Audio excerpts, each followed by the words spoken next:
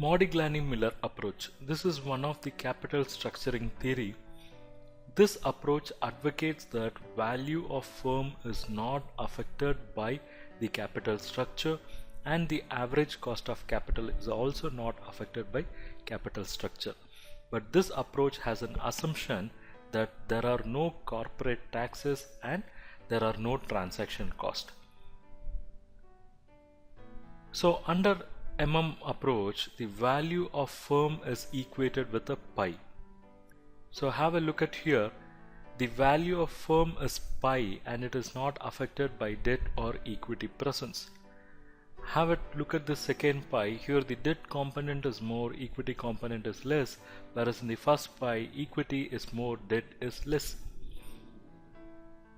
So let whatever be the component or composition of a pi, what is important is value of firm, which is the value of pi, and it is not affected by presence of debt or equity. So this is the fundamental substance of approach. The approach says value of levered firm is equal to value of unlevered firm. Levered firm is something which has debt mix, whereas unlevered firm has only equity. So the approach basically says if a value of levered firm is higher than the value of unlevered firm or vice versa, it will be compensated by an arbitrage process. So there is nothing like one value or one firm having higher value and the other firm having lower value. It will reach a balance through an arbitrage process. Let's take an example to understand. Let us take a case where value of levered firm is more than the value of unlevered firm.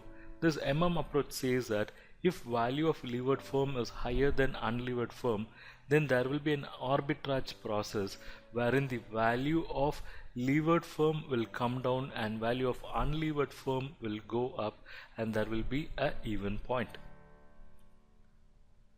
We'll take this example. There are two firms N and M having same earnings before interest and tax, that is EBIT of rupees 20,000.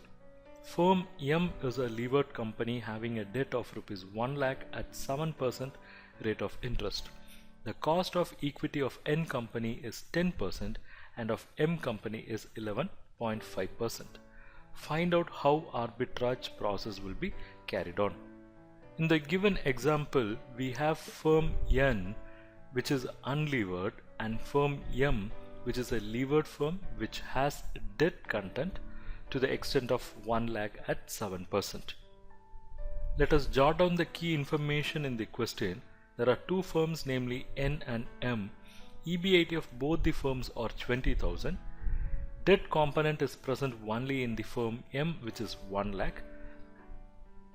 The cost of equity for the firm N is 10%, whereas for the firm M it is 11.5%, and cost of debt is applicable only for the firm M, which is 7%. Now let us find the value of equity, which is S. And how it is calculated? It is basically earnings before interest minus interest divided by cost of equity. So let's calculate for the firm N first. They have earning of 20,000, they don't have debt, so no interest, so 20,000 divided by 10%, the value of firm N, that is value of equity of firm N, is 2 lakh. Now we'll see for the firm M, it is calculated as EBIT minus interest. Yeah, they have loan of 1 lakh at 7%, so 1 lakh into 7%, 7,000. 20,000 minus 7,000 divided by the cost of equity is 11.5%, and it works out to 1,13,043. So now let us calculate the value of the firm N, which is nothing but S of N. That is only the value of equity is the value of firm N, which is 2 lakhs. Whereas the value of firm M is value of equity plus value of debt, and it is 1,13,043 plus debt of 1 lakh. Here the value is 2,13,043. Now look at here, both the firms had the same level of earning, whereas the value of unlevered firm is 2 lakh and value of levered firm is 2,13,043. Here the value of levered firm is higher than the value of unlevered firm. Now this is what argued in approach, that value of levered firm, if it is high because of the capital structure, there is nothing like that, because it can come down, and value of unlevered firm can also go up because of an arbitrage process. So let us understand the arbitrage process. M is a levered company. Let's say you are holding 10% shares in M, the levered company. It means 10% on 1,13,043, meaning you will be having investment of 11,304.3. Now this investment will fetch a 10% return, and that return is on profits. It is 20,000 minus 7,000, that is 13,000 multiplied by 10%. You will get a return of 1,300 by having shares in M, the levered company. In our example, M, the levered company, had high value, whereas N, the unlevered company, had the low value. Now to test this arbitrage process, let's say this 10% investor who is holding 11,304.3 at its market value is going to sell in the market and realize 11,304.3. Now he should borrow 10,000 to acquire 10% debt at 7%.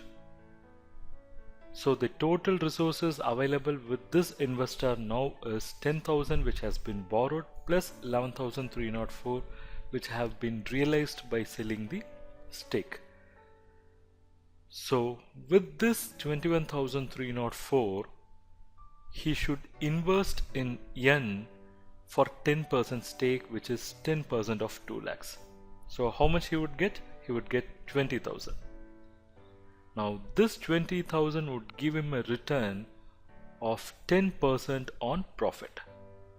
What is the profit? Profit is 20,000 into 10%, and it is 2,000. But this 20,000 investment had not come free because he had borrowed 10,000. So this return has a cost. So the cost is 10,000 multiplied by 7%, and it is 700. So here the return is 2,000 and the cost is 700. So the net return is 2,000 minus 700, and it is 1,300. Now this return is as same as return that was earned in M. So apart from that, there is also a surplus of 1,304 with him. How he got this surplus? It is 21,304 minus 20,000. So by moving from M to N, the investor's position has improved, or it has even become better, because he is getting the same return as he got in M. Apart from that, he is also having a surplus of 1,304, so his position has become better now. So this is how the arbitrage process works, and the value of the firm because of the debt and equity component has not affected.